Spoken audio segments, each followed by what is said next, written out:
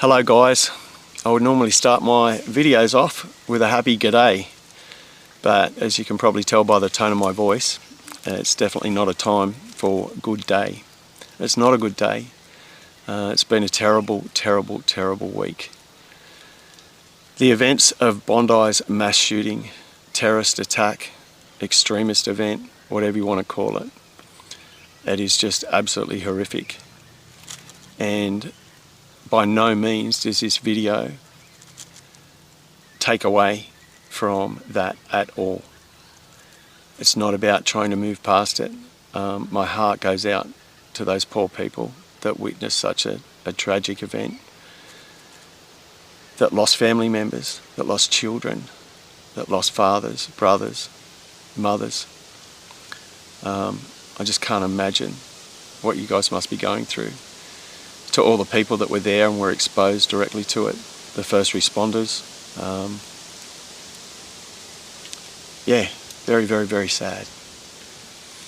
But what it boils down to is I'm doing this video because my hand has been forced by the government, who, due to a knee-jerk reaction, are now trying to implement policy without debate or consultation. They're just going to do it. It's a call to action. We need to stand together.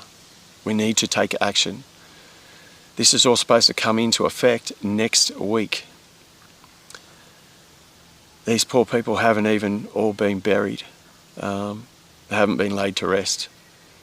And the government, in their hindsight, has decided, oh, we're not at fault. Let's shift the blame.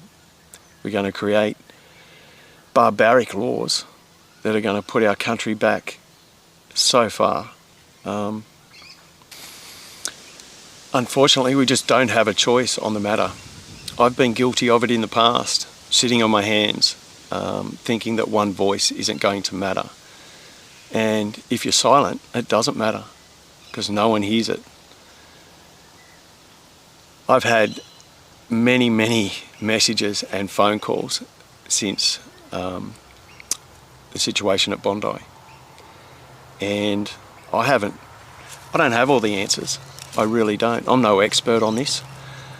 I'm just an Aussie bloke who works hard, tries to do things as ethically and professionally as possible, and yeah, I have a social media presence, and I make YouTube videos trying to explain to people what I do and why I do it, why it's necessary.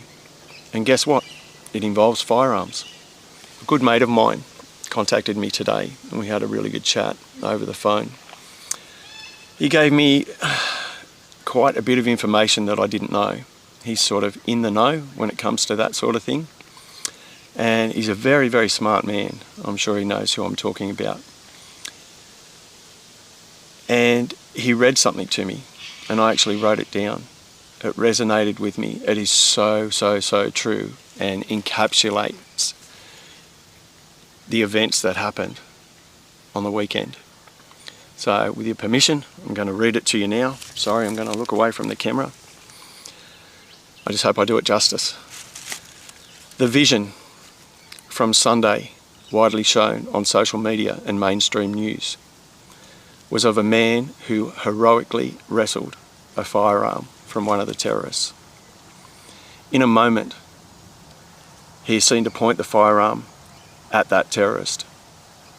He had the chance, but he didn't pull the trigger.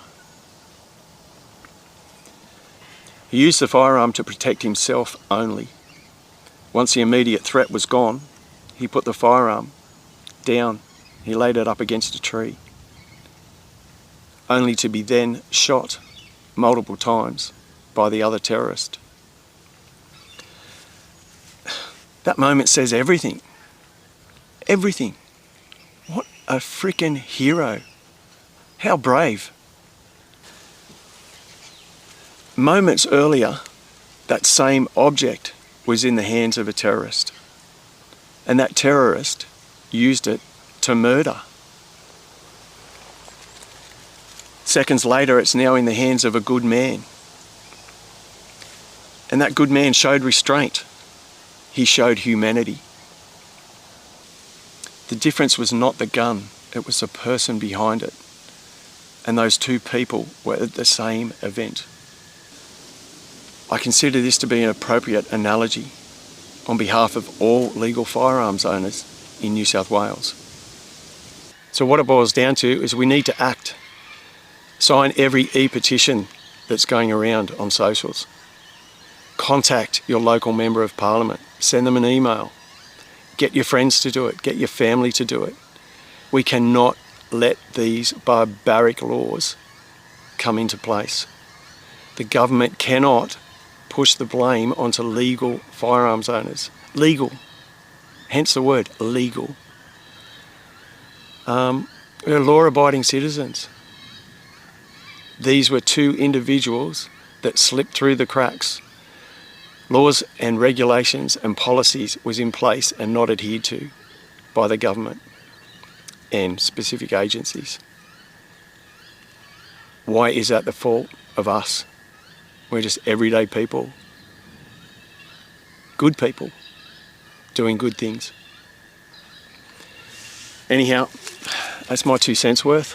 I hope it hits home with some of you, and I can only cross our fingers that we can stand up to this hypocrisy and put a stop to it before it makes an absolute mess of our country.